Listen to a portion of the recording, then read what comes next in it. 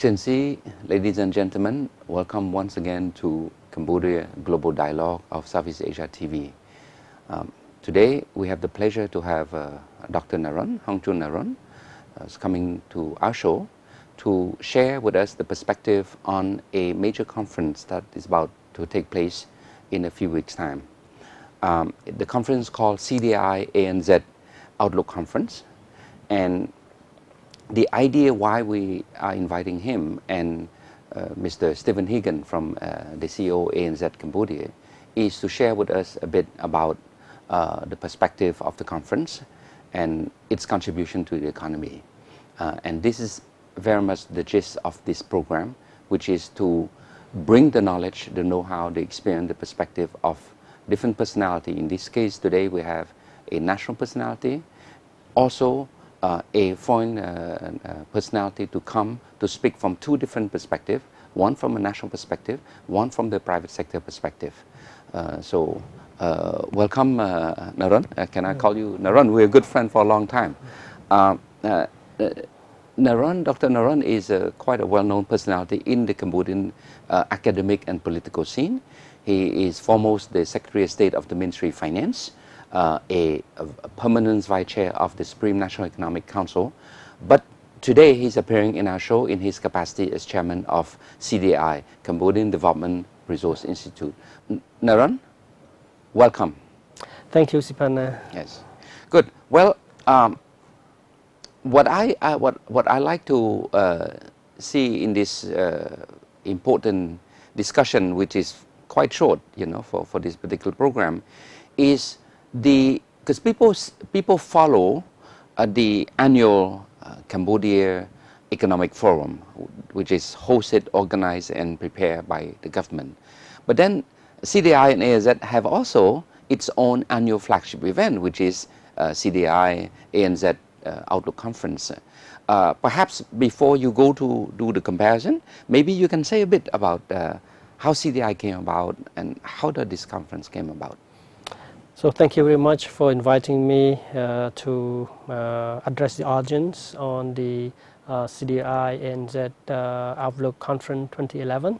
So every year, at the beginning of the year, CDI and ANZ hold a conference first to maybe wrap up the year before, provide with some macroeconomic analysis about economic growth, about the sectoral issues, but also to provide some recommendations and policy input into the government policy. It's more implementation-oriented conference that bring together researchers, academia, the private sector, but also government officials, as well as the representatives of the civil society, in order to discuss issues that are related to Cambodia development. So every year we pick a topic that is very relevant to the Cambodia development phases. Last year, during the crisis in 2010, our topic was how Cambodia get out of the crisis, how to create conditions for Cambodia to get out of the crisis. So it was a conference like a crisis management. And this year, our conference focused on how to sustain high economic growth for Cambodia and how to promote sustainable development. Yes. And the role of CDI here is to work together,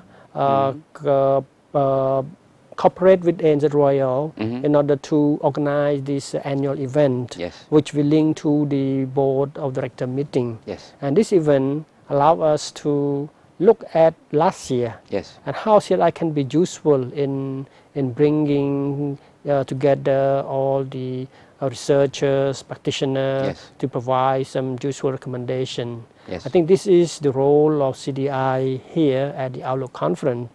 CDI has just celebrated 20th anniversary. Yes, CDI was established 20 years ago in the 1990s when Cambodia has just embarked on market economy reform. And the role of CDI at that time was to train the government officials train English language. You know, we was a French-speaking language, and we want to integrate into ASEAN, to the region. So we need people who speak English. So we train government officials, we train representatives of civil society, NGOs, and over the years we have contributed to the training and to the promoting the understanding of the market economy and how the reform process has evolved. And now we change our mandate to from training to developmental issue, research, policy recommendation, input. Yes, that was the role of CDI. Interesting. A few months ago, I have the pleasure to have Larry Strange, the executive director, coming here also. But the interesting thing is that I see the synergy of the work that CDI is doing. In here, you mentioned about policy implementation, and at the same time, you see the government also, you know, having its own annual flagship, which is the Cambodia Economic Forum, which is it's very much the major event that both time. My understanding is that the CEF, of course, is the Prime Minister, like Dato Hun Sen, always grace, you know, and give the honor to attend, to open, but also with the Outlook Conference. So I think there's a division of labor between the Outlook Conference and the Cambodia Economic Forum. Cambodia Economic Forum is organized by the Supreme National Economic Council, a think tank under the Prime Minister. And the role of and myself is the Deputy Permanent Vice Chair of the SNEC. The role of the Council is to provide policy recommendation to the government, directly to the Prime Minister. And usually at the Cambodia Economic Forum, and this year we organized the fourth forum, and we discuss industrial policies. So for each forum, we look at what is the most important issue that Cambodia is facing, and what is the needs of the government. So this year we think that getting out of the crisis, Cambodia should diversify its economy. I see. So then, what is the most important issue in diversifying economy? It's industry, industrial policy, moving from government to the new sector, assembly sector, IT sector, food processing, agro industry. The last forum, the third one, focus on agriculture. Agriculture was, as you know, during the crisis, was the only sector that grew 5%. So it helped to bring Cambodia economy out of the crisis. And 2009 we had only 0.1% growth. While the world economy experienced negative growth, the region negative growth. Cambodia with agriculture was growing. And the years before that, we focus on competitiveness, Cambodia competitiveness, and also on oil and gas sector. I see. So there's a difference between the Cambodia Economic Forum, which is more strategy, but all policy. While very sectoral. Very sectoral. Very focused. Because we want to provide concrete recommendation to the government. While CDI is more implementation oriented and linked to policy. And it brings together different actors, private sector, government sector together. So there's like a division of labor between the two. Well, I mean, you're speaking about a conference outlook. I cannot help but to say perhaps it's a little bit premature because the conference is going to take place soon. But what do you see the outlook for the Cambodia? What would be the factor that you would consider as for high economic growth? What are the factors? What are the sustaining elements to sustain this economy if we are to move to a higher pace, higher growth approach? Well, Cambodia has developed during the last decade before the crisis very rapidly. The economy was growing on average almost 10%. I think one of the top 10 fast-growing economy in the world. Cambodia was a little bit growing during the last decade, according to the World Bank research, even a little bit faster than China. Countries that grew faster than Cambodia were countries that rely on resources like oil and gas. But Cambodia was able to grow fast without oil and gas. Without oil and gas, but we have agriculture resources. Productivity of agriculture and export of rubber, of rice was the key factor that helped Cambodia to grow. Second, export of garments. Garment export grow exponentially during the last decade. And until 2008, we export about $3 billion in garment. And the third one is tourism. Tourism is the most fast-growing, very fast-growing sector, but also it helped create a lot of jobs in different sectors, trade, transportation, whatever, even agriculture, etc. And each year, Cambodia tourism contributed $1.7 billion to the economy. Cambodia economy 2010 is like 11 billion. So you see, it's almost more than 10% of the economy. And before the crisis, it was construction. Construction sector was also the fourth pillar of Cambodia economy. Now it is in crisis, but before it was one of the pillars. So thanks to high economic growth, we create jobs. The job in the garment sector to 350,000 workers, and also that contributed to rapid poverty reduction. Poverty reduced from the 50% in the 1993-1994 to right now only 27%. So every year, more than 1% of poverty was reduced. So this is the achievement that has been before the crisis. So this is something quite hopeful, and I look forward to attend the conference Outlook, and hopefully we can meet again next time when you come back, and perhaps look back a little bit more on what has happened in the last 4 or 5 years, particularly taking the lesson learned from the last 4 years of Conference Outlook, sort of a monitoring exercise a bit, so that we look at the history and then we assess the present and more projecting for the future. So again, Naron, I think unfortunately we short of time, like I say, it's very short.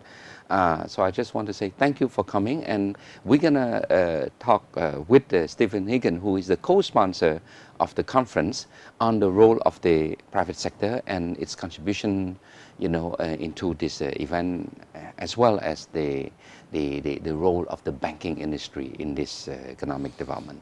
So thank you very much. Thank you, Siphana, for this time, and I think this the conference is a good event also to look how the bank can contribute to Cambodia economic growth, and very rapidly developing banking system is one of the factors that drive Cambodia to grow very fast. The banking sector grow 100% a year. Wow. From, say, in 2003, the deposit was around only $400 million. Now 4 billion. So you can see that 10 times increase in the banking sector, while the foreign direct investment also increasing very fast, and ODA also increasing. So government budget also contributing to that increase, so we have more budget so that we can use for the Cambodia development. So thank you again for this opportunity. Wish you all the best. Thank you. And just one last word. Congratulations for chairing CDI and help them go through this Cambodia economic period. In fact, you served for 2 terms, right? Yes. So congratulations for your leadership on that one. So thank you very much. Thank you. Thank you. All the best.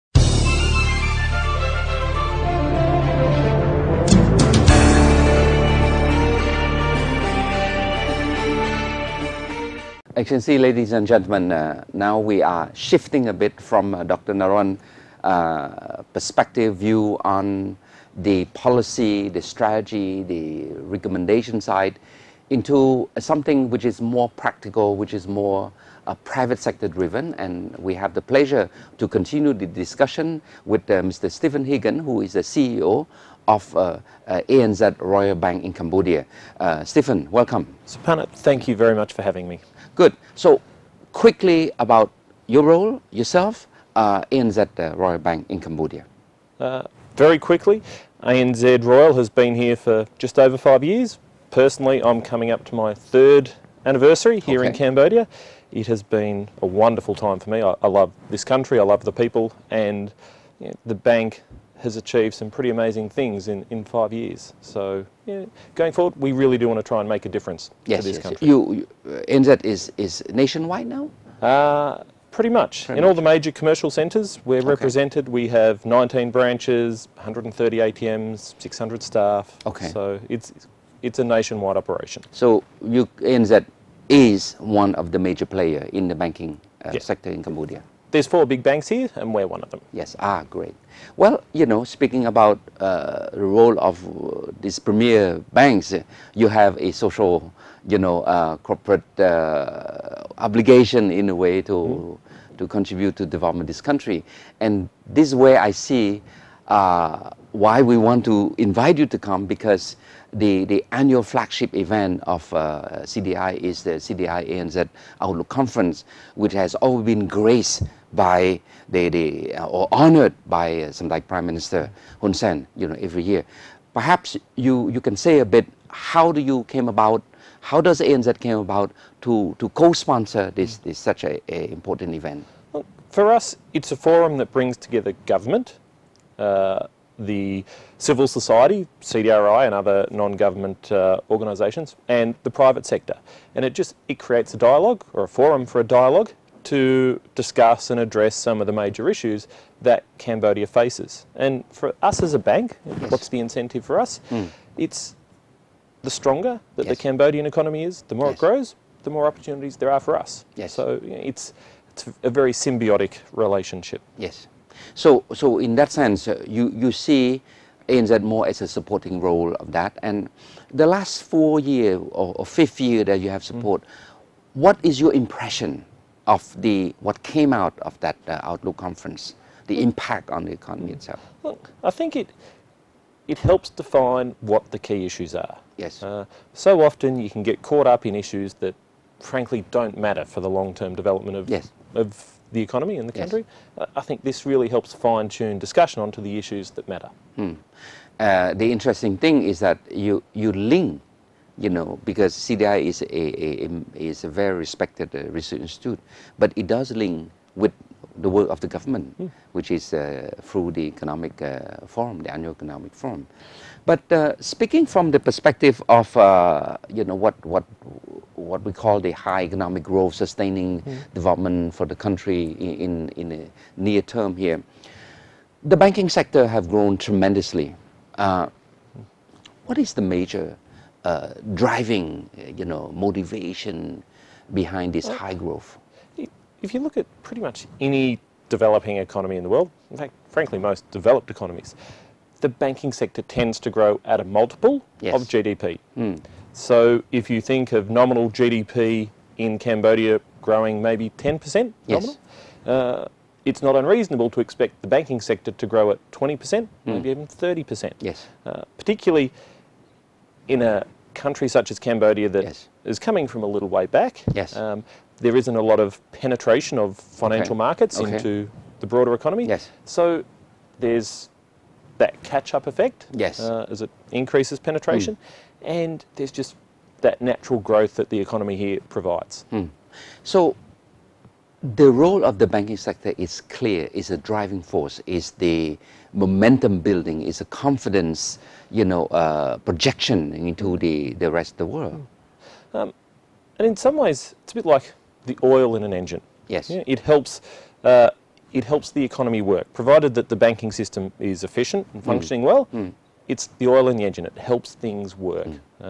It takes savings from depositors, often lots of small depositors, and channels those savings into loans that businesses use to invest, grow the economy, and so on. I was invited last month to go to share the Cambodian experience on negotiating the accession to WTO with the Ethiopian government.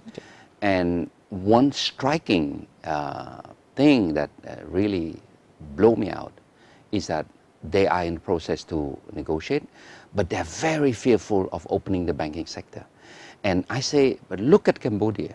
We open up a little bit more than before we accede, but the big bang was after the accession. And 6 years later, look where we are. And I showed them a few figures.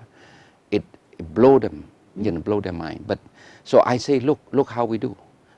If you cannot develop an economy without a strong banking sector, do you concur?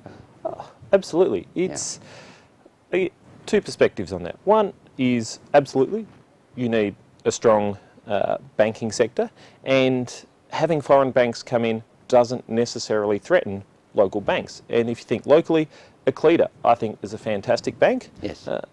They have got stronger since the likes of ANZ came into the market. So we have in no way threatened them. And I think some of the things we've brought into the market, particularly the focus on ATMs and service, has actually helped strengthen the banking sector more generally. You mean push for more competitive? Competition improves everyone. Exactly. Competition is not something to be feared. Yes. Then the other aspect is, with the WTO ascension, the government here generally is very pro-business. Yes. They're very supportive of the business community. They're very supportive of international quality banks coming in, and Cambodia has benefited from that. It's not something that any country should fear. We have to talk a little bit more about the challenge. You've been here a good 3 years. The bank's almost, ANZ has been 5 years. What do you see as the main challenge? Of course, when the banking sector is growing so fast, you should be happy. But at the same time, we also have to have lesson learned. What could have been better? What could have done better? And what would be the prospect of the future? And what sort of measure, if you do feel that there could be some hiccups, what would be those? It's interesting. Well, the banking sector has been growing fast. It's a bit like driving a car. Yes. Might be able to go 200 kilometres an hour, but do you drive at 200 kilometres an hour? Yeah. No, you go at a pace that allows you to, or a speed that you can drive safely. Yes. And for the banking sector in 2008, yes, credit growth was up to 100%, which is clearly too fast. At the moment, it's somewhere around the 20 to 30% mark, which feels about right. It's a good pace. Some of the challenges, infrastructure here has been a really big issue. What do you mean by infrastructure? Quality of the roads, the IT infrastructure, power. And if you think about what the government has done in the last few years, the road system has improved significantly. Power. When I arrived 3 years ago, we had almost daily blackouts. And I can't remember now the last time we had a blackout. Yes, yes. The IT infrastructure, we relied on a satellite to communicate with our banking system in Australia. We now have high-capacity fibre optic links for a fraction of the price. So the infrastructure here is improving rapidly. Yes. So I think those challenges are being addressed. And with the hydro schemes coming online, that will further improve the electricity. Going forward, challenges, they're more around the further development of the legal system. Enforcement of contracts is a very big issue. And I think there's still got to be a bit more focus on the issue of land rights and trying to be a little bit better at the issue of compulsory land acquisition. That is causing a lot of angst. And compulsory land acquisition, it happens in every country in the world. It happens in my hometown in Melbourne, in Australia. The issue is around fairness of compensation. And that's, I don't think they've got that right here. And if it's not addressed, it can create big issues. You and I are working directly, indirectly together to help put together a credit bureau. Yes. this is something that is quite exciting. Never in Cambodia we have such a thing. Yeah. Do you think the establishment of this year of a credit bureau, what would be the impact on the banking sector as a whole? Look, I think it will give, when banks are making lending decisions, they will be better informed about what an individual borrower might be doing with other organisations. And it also provides a very big incentive for borrowers to pay. Yes. Because if they don't pay, then it will make it almost impossible for them to ever get a loan anywhere else. Yes. So it provides a very big incentive. Good. So perhaps, Stephen, you may want to share a bit about what do you expect from this Outlook conference, more on the future? Look, I think, as with the previous conferences, it's really just sharpening the focus on the issues that matter. Yes. And for me, it's the issues around contract enforcement. It is around trying, on the agricultural side, looking at how we can take that to the next level and start to become an actor on a global stage, rather than just essentially focusing domestically. Yes. I think Cambodia has every opportunity to be one of the top 3 rice exporters globally. Yes. And if it's not there in the next 5 years, I'd be really disappointed. Yes. And there's some of the other challenges that can be, I guess, irritants to future economic growth, such as the land one. Yes. But then, speaking on rice, we have to speak on rice a bit before our show closes. Is that, you are working now with the government to put together a credit risk sharing scheme, which I think this year, before the next harvest, has to be put in place. And I'm pretty sure that this is something that ANZ and a few other major banks in Cambodia would drive the process in partnership with the government. Yes. Tell me about what your prospect on that one. I am exceptionally optimistic about the long-term outlook for agriculture and in particular the rice industry here.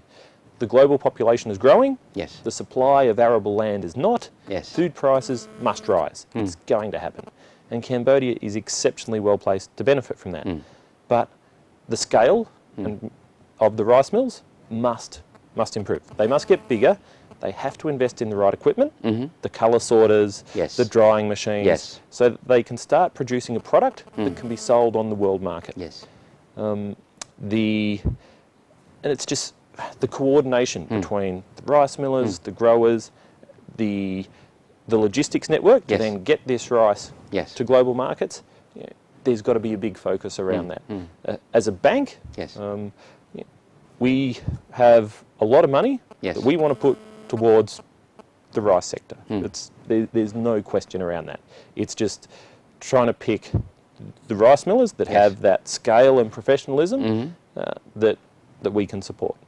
Other sector, the bank will be focused as well in the next couple of years? Look, agriculture is probably the most important one. We're pretty optimistic about the outlook for manufacturing here in Cambodia, light manufacturing, as those infrastructure issues that I spoke about before are addressed. All of a sudden it becomes viable to start setting up manufacturing here.